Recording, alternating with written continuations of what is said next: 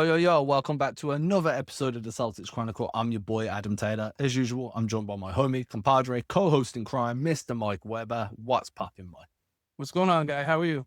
I'm good, man. For anybody watching on YouTube, if I look disheveled, it's because it's hot as balls right now. There's no AC because I live in a country where AC just isn't readily available, so I'm melting. So if I just look a little bit rough, you see me go off camera for a minute, it's because I'm trying to wipe my brow and I don't want to be doing that on screen. Other than that, what we're doing is we're finishing off our free agency wish lists, and then we're going to move on to trade targets. Then we're going to move on to drafts after that. So today we've done guards, we've done wings. We're going to be looking at bigs. And as usual, Mike has laid out his wish list. And the reason Mike's doing this is because I've already done my coverage of the free agent guys over on the Celtics Chronicle newsletter. Link in the description below if you want to read those. So it just made more sense instead of just talking through what I've wrote about, because that's kind of boring. It made sense to kind of get Mike's take. So Mike, from here, you've got a highly unrealistic, some would be nice, but not without flaws, a reunion tour, more realistic options. And these are all free agents for anybody to do it on. Trade talk is later this week into next week. Today, it's just specifically free agents. Highly unrealistic, but a man can dream. Isaiah Hartenstein. So I want your take on why it's definitely highly unrealistic, and it's 99.999999999% not happening.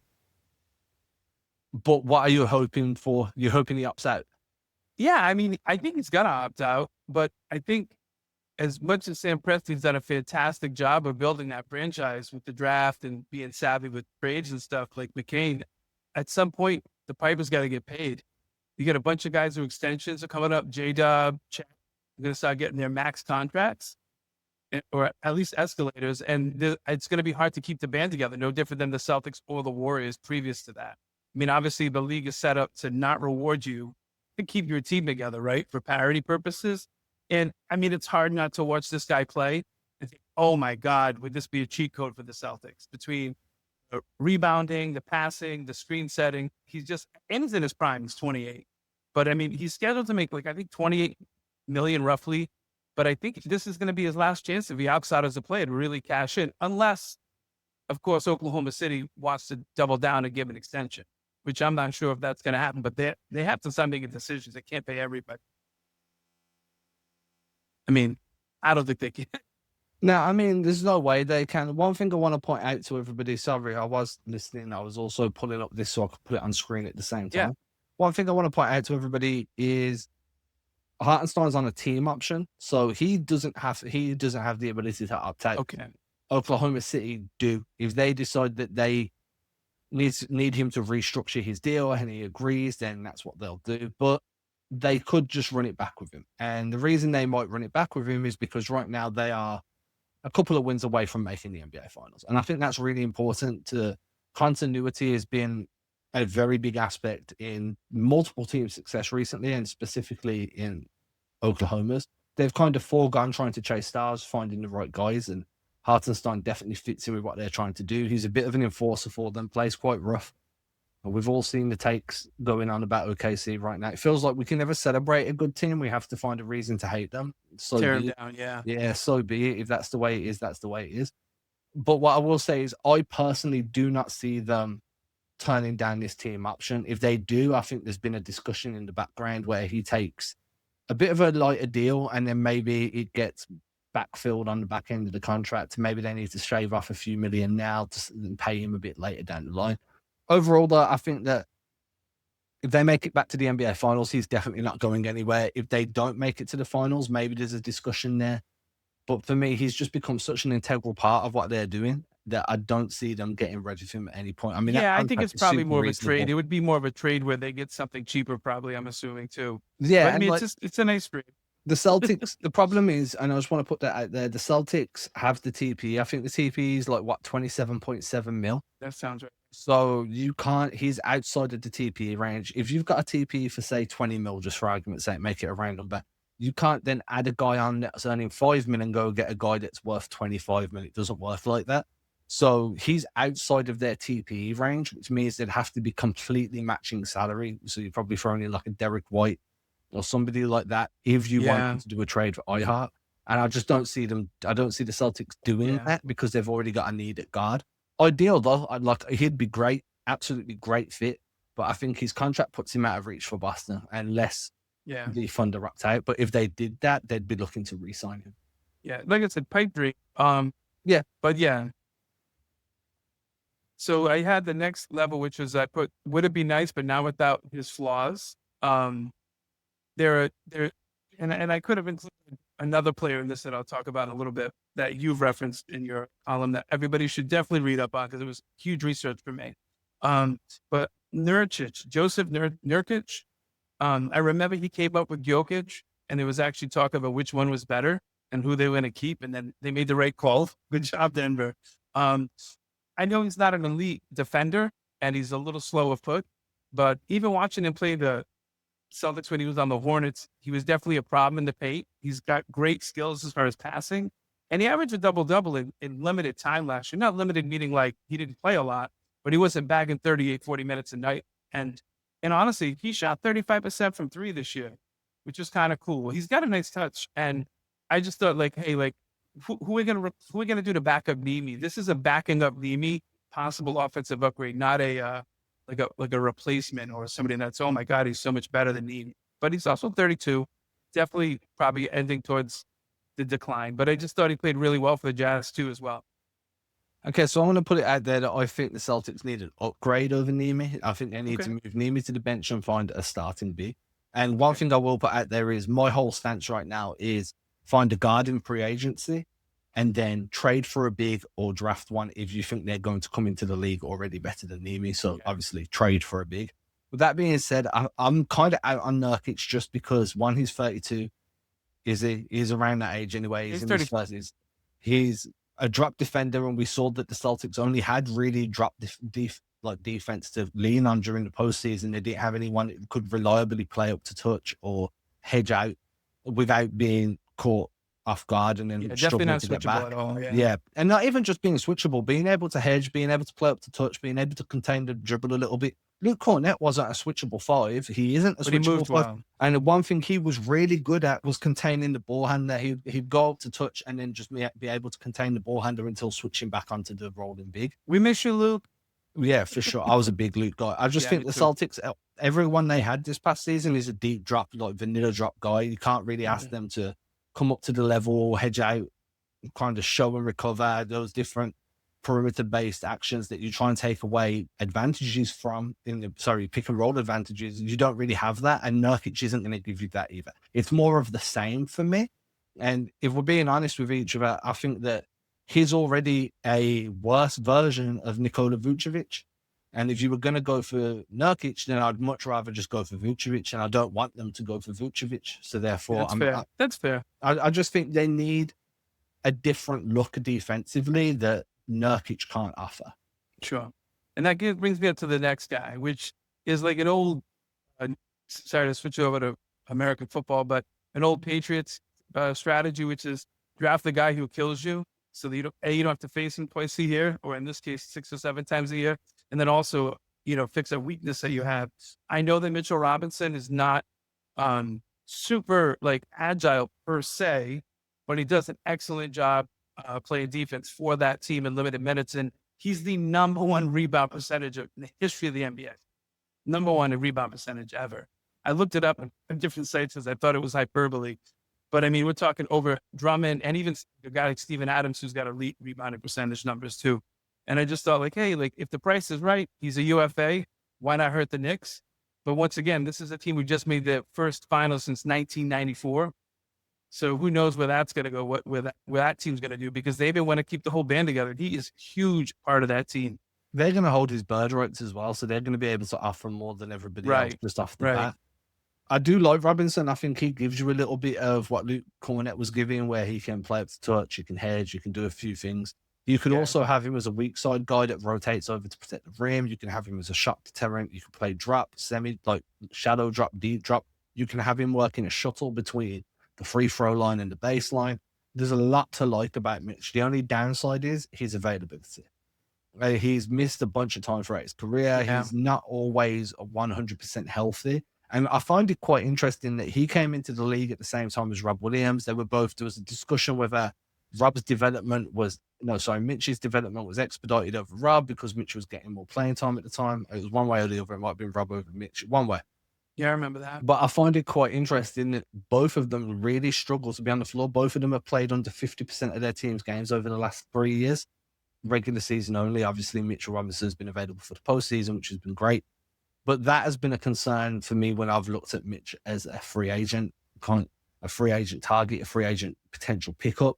I love what he does rebounding. I think he gives you a lot of above the rim options. Him and Tatum would just be electric with Robinson rolling. He's a decent screener, super athletic, great size, but availability is the best ability. And if you don't think he's going to be on the floor in crunch time, he has this year, but it's coming into a contract year. It's always weird how this happens, right? Guys get healthy all of a sudden once it's a contract year. I'm looking at you, Paul George. But what I'm saying is, if you're not 100% comfortable with having him be your starting big that you're going to build a contending team around, then he's not the guy for you. I really like what he brings to the floor, but that there's a big asterisk next to his name as far as I'm concerned. Agreed. So that brings us to the reunion tour. You know, there's a lot of former Celtics on the market. We've talked about a couple in our other shows. And I'll start with the one that I probably prefer the most that you wrote about on Celtics Chronicle and Substack. You got to read the article, guys. It's way more detailed than anything I'm going to mention. Rob's 28 like Mitchell Robinson, came in the league, offers a lot of the same skills. Elite passing. We all know the Time Lord, when he's healthy, is springy and athletic and does things you're like, I can't believe he just did that. There's a lot of that. But he is an ultimate tease with the availability piece. I will say he's getting a lot of credit for probably doing the best job covering Wemby this year, which I think helps. The fact that people were pretty impressed with the job he did in that early round. But, you know, once again, availability versus and dependability. Plus, is Portland going to make some moves that we've been hearing buzz about where he becomes a valuable part of what they're looking to do too? But he is a free agent. He is, and I don't see him going back to Portland. So here's a little snippet of what I wrote on the big man. The problem is, as it's always been, Rob comes with risk. Since Brad Stevens traded him to Portland, he's suited up for a total of 85 games. That means he's missed 161 games over 3 seasons. That's 34.6% of games he's played in since being in Portland. That's 34.6%. He's only showing up roughly 1/3 of the time. And then I rounded it out with you can't build a contending team when a key member of the rotation will miss almost 2/3 of the season. And this is my stance on Rob. Love him. Love what he does defensively. Love what he does offensively. One of the most underrated passers for a big man that we've seen in recent years. Can just pick out passes. Got great instincts of when to move the ball, when to keep the ball. Can run dribble handoff actions. You can do a bunch with Rob Williams when he's healthy. The problem is it's a when. And that's always been the biggest issue with Rob. It's why he's not on the Celtics right now. If he was 100% healthy, I doubt the Celtics ever trade him. Do you know what I mean? Because he's so impactful defensively. He's a perennial DPOY candidate if he's 100% healthy every year. Yeah, for sure. He got a lot of votes. Last year with us, he got a ton of votes. And he's like, that's what he's capable of when he's got a sustained run in the rotation. The problem is he just physically cannot sustain that. So again, I would love it. I'm a big Rob guy, but I think if you're being impartial and you're looking at trying to build a contender and trying to build within the confines of the salary cap and staying under the first apron, it makes sense until it doesn't, and it stops making sense once you start thinking of the postseason runs. So it's too bad the NBA CBA doesn't allow for like incentives for contracts. Well, it does, right? Because Zion's on incentives. I'm sure Zion's on like weight incentives and stuff. Okay, I mean, like in some sports, it's like, you know, if you play X amount of snaps or you play so many games, you get an escalator bonus or something like that. Because if you could get the right contract, it'd be great to bring in as just a weapon to have. But so once again, I'll share the screen with you. This is the Zion contract where there are incentives involved. So how many has he gotten? let me just make it bigger. So the specific contract incentives and guarantees are games played benchmark, weight and conditioning checkpoints, remaining 20% of his salary is tied to passing 6 weigh-in checkpoints throughout a season. Re-guaranteed salary, each season's base salary becomes fully guaranteed if he meets the required benchmarks. Injury protection, guaranteed money is reduced by 50% if he suffers a very specific set of injuries. Like that, he's under like a very unique contract. Wow. And Um, this is why people you listen to Adam Taylor.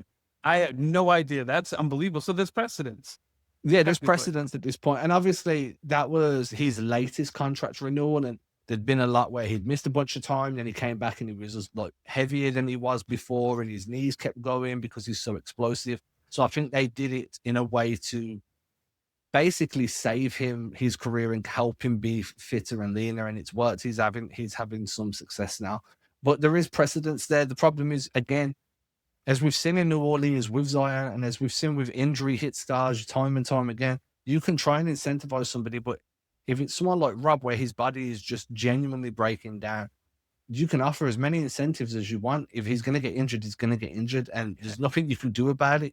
So for me, again, I want somebody that's going to start over Niemi, so you can have Niemi off the bench. Right.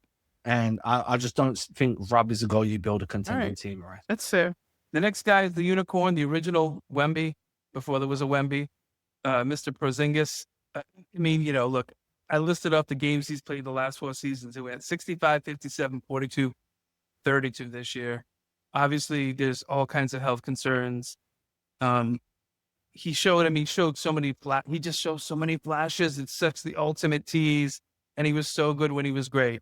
When he was here, when he was great, he was incredible. And I know, like, JB loves him. They had a great chemistry. I know he was well liked. He came in, by the way, as people thinking he was a bit of a diva. And there was none of that when he was here. There was no concerns about that. He really fit in with Boston well. So, I mean, can he come on the vet minimum? Are we there with him yet? Because he's got some big contracts. I'm He's not signed some big sure, deals. man. And, like, so I look at Porzingis as, like, being a little bit drunk, going to a dance club, a strip club, and then falling in love with a stripper. So you can look, but you're never going to be able to touch. And then when you go back the next time, they're going to let you feel like you're in love again, but they're not going to let you touch again. And That's this is fair. it's kind of Porzingis, right? Like, you can see him on the team, he's going to play, you're going to fall in love, and then, like, the version of touching is once you're in the postseason or once you're in an important game, he's gone. Yeah. And And we then romanticize our exes, you'll man. fall in love We all with him do it. again We all during a do couple it. of, like, unimportant games, and then you get to an important game and he's gone. Have you ever seen that episode of South Park where they're talking about doing investments and they're like, oh, if I just put this money here and I move it here and it's gone. And it's And it's gone. And that's how I feel about KP, right? It's like, I can't trust him to be available when the Celtics would need him to be available. yeah. And look, again, health issues are health issues. I'm not saying this in a way to be nasty or saying It this in a way. sucks. It just sucks. It's health issues. He's got POTS, and I'm not very clued up on how you treat that, or if it's a issue that's for life or if it's curable. I'm not going to pretend to be, because that's disingenuous. I think Kristaps Porzingis, when healthy, would be ideal for this team. He was ideal for this team. And then when they needed him most, he kind of crumbled, Yeah. right? And All right. I don't want to take up too much time of that I ex-girlfriend. still love him, though. I'm in love with a the stripper, but the stripper don't love me. But she keeps taking all my fucking money. Yeah. There you go. That's a remix, guys. That was on the house. No, there's a $5 cover charge.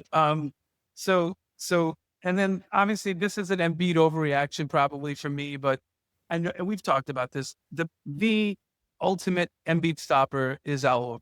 Yeah, for sure. And I mean, I'm at the point he's going to be 39, or he is 39. I don't even care if Al hits 40% from three or is an elite shooter. I just want to have him on my team when we play the Sixers again.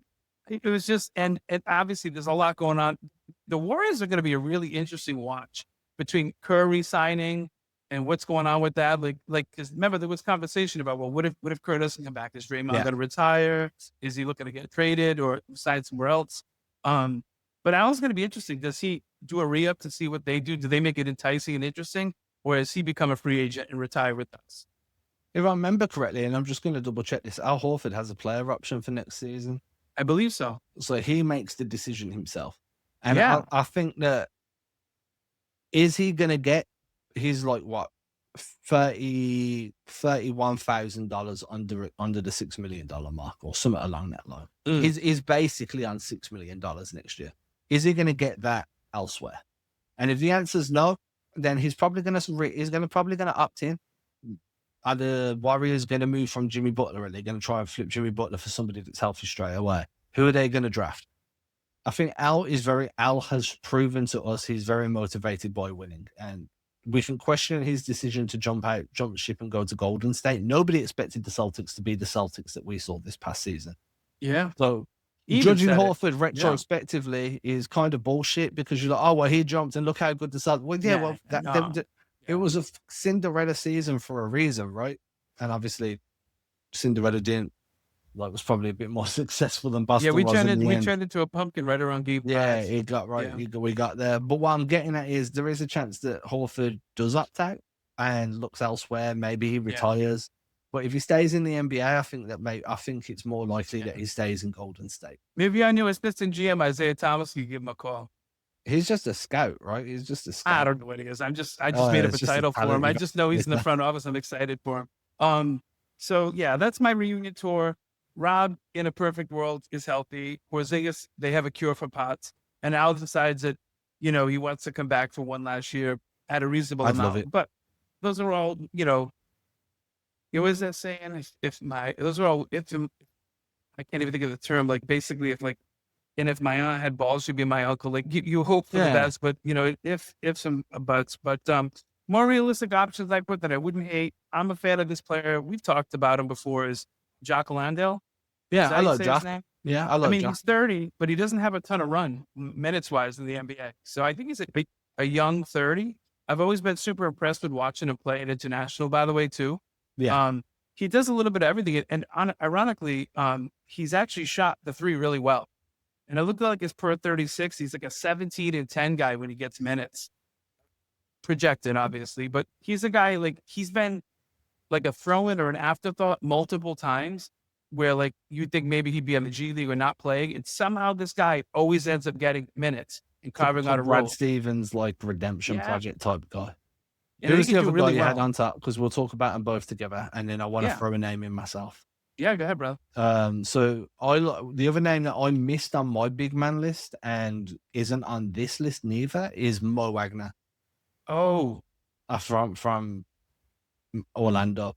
One of the few misses that we've had, by the way. Former Celtics, Mo Wagner. Yeah. Can we just put it out there? We had him. We let him go. He's played well. Again, do we think he's a starting 5 on a championship team? No. Do we think that he can add competition to a big man rotation if the Celtics decide to continue building around Niemi? Yeah, I think Mo would be a good addition. He gives you something different. I like Jock as well. Whether or not you'd go Mo or Jock is an argument that you can have. I know there's a third name in here as well, which was, you can try and pronounce that because I ain't fucking doing it. Sandro Mamakashvili or something like that. I apologize, Sandro. If you happen to watch this show, I love your work, bro. You're awesome. Yeah, we're just calling him Sandro. Yeah. Sandro, yeah. 27. Another guy who's never had a big role. He's played good minutes for the Spurs. And this year with the Raptors, he really outperformed his contract. He's only making $2.6 million. And he's got an option. It's been pretty much written everywhere that he's going to opt out of it so he can make real money. It's like his first real chance since he came into the league to get some type of security and a decent bump. Yeah. But he shot 39% from 3. He's when you watch a game, and you're not a big fan of a team, but the big stars. This is a guy, every time we played the Raptors, he just kind of popped out for me. I was like, wow, who is this guy? And even in international play, I've seen him play and I've been impressed with him. I think he's a guy that kind of, once again, that's a sneaky Brad Stevens signing. No different than Minot or Keita or other players that we've acquired. Luka Garza. I think that... Sorry, go ahead. No, I was going to say, and I think he's a good shooter. And he's a plus athlete. He's actually a good rim runner, too. I think Sandro is the guy that makes the most sense in terms of what would Brad Stevens do that none of us expected that we'd all be a little bit pissed about, right? We talk about these big names, these trades for bigs, then he comes and gets Sandro. That feels like a very typical Brad Stevens move. Yeah, it does. I'd be fine with Jock Landale. I'd be fine with Sandro. I'd be fine with Mo. But again, that's operating under the assumption that the Celtics have a lot of faith in Niemi's continued growth and they're building a rotation behind Niemi. I know I'm a bigger fan. Yeah, I'm very much what we saw from Niemi in the postseason is what we're going to get. We need. I'm also Portuguese, Adam. I'm biased. I'm very Portuguese. There's a bit, and that's fine. I'm not saying he's a bad player. I was way biased. Lower on him last season. Coming into last season, I was at the floor with that guy. Yeah, well, what are we doing here? Yeah, and no one's ever going to bat 1,000. I was wrong. I held my hands up multiple times through the season. Yeah, dude. Yeah, I was wrong. No one bats 1,000. I don't expect to ever be. And he got NBA All Defensive Team votes. Yeah, I noticed that. And what I will say as well is, whenever you're talking, whenever I'm saying I don't think a Celtics player is good, I want them to prove me. I want to look silly. right? Because 100%. I'm a Celtics fan first and foremost. All right. What I will say is I'd be okay with any three of them. I do think Sandro feels like the most Brad guy out of all of them, followed Yeah. by Mo. I'd actually go Sandro, Jock, and then Mo last. If I was If doing like Mo's healthy, man, the he's list also of, Mo's a pain in the ass too, he's which a I love. yeah, dude. I'd much rather Bitardze over Mo, but like Mo, they're just pesky is probably the best word, right? Just And it shot frustrating. well. He shot much better Yeah, too. it's I been noticed solid. his stint in Orlando, he shot the ball way better. Wait, like just completely solid start to finish. I think Yeah. there's been some really good performances from him. I still see Sandro being that Brad guy. I'm not saying I want Yeah, none me of these too. guys. I'm just like, if I had to put the list Yeah. there of guys Brad would just piss us off with, Yeah. that's what it would look like. And my last, but certainly not least, is if for some reason, and I think this is probably more of a trade acquisition, which we'll talk about down the road, but if for some reason the Nets lose their mind and decide they don't want to pick up the option on Daron Sharpe, Oh, dude. 24, like, and we talk about players who pop out, like playing in useless games for a tanking team, and he's out there, him and Clowney out there completely giving 100% and being complete pains in the butts, not being backing down from our guys. Good athlete. I think still has room to grow. He's still got a ceiling that isn't come close to. And that's like, okay, like if the Nets lose their mind and say, oh yeah, we're looking to cut corners and they want to give this guy up. But I understand once again, they control that option. But that's like if the starters align and we get lucky. This is like the Yeah. ultimate boom, plug and play. Sharp was the guy I really wanted at the trade deadline. I think Yeah. Brooklyn pick up the option and then look to trade him. They're going to want assets in return. They're not going to lose somebody like him where there's multiple teams circling, where you can pick up a draft pick or a young guy or a reclamation project, or you can throw him in as part of a bigger deal where you get some back in return anyway. I don't see any opportunity for him to just leave. And I think the Celtics are a team where he makes a lot of sense. And I think he could grow into being a starting level guy, or if he's playing behind him, so be it. Daron Sharpe is a guy that I like a ridiculous amount. I've watched him same. more than, like, dude, I come into every season. I understand I'm not going to watch every team play every game. So the way I kind of approach it is I have the Celtics where I watch every game. Then I'll choose 3 or 4 teams that I really like, and I'll watch their games when I can get to them. So then I try and watch that way. Then I'm seeing every team at least like 5, 6, 7 times, right? Yeah. And that's Daron is a interesting. guy. He had a cornucopia of young players and shit too, man. Daron is a Tons of guy first that round. I didn't watch a lot of Brooklyn games, but I watched a lot of Daron film. Does that make sense? Like I click in and just watch Daron film. I was a big fan. I'm still a big fan. Out of everyone on this list, if you told me I could choose one guy, it'd be Daron right now. Me too. It's not going to come in free agency. As everyone can see, I am slowly melting. I've probably lost like 19 pounds just while we're talking here because it was just pissing out of me. With that being said, let us know who you would pick up if we've missed anybody that you think. Again, free agency only. If you start shooting trades in the comments, we know you haven't watched the episode at this point. And that's fine. Like, no one's judging, but I'm just saying, we'll know. We'll see. We see you. And be sure to check out Adam's article on this as well in Substack. Yep. It's pretty awesome. There's other players that we didn't get to talk about today that he mentioned that you're going to want to read about as well. And with that, everybody, make sure you show love to this channel. Hit subscribe. We're slowly growing, slowly getting to where we want to be. It's still a long road ahead. But show some love. We appreciate y'all. And we'll catch you next time. Deuces.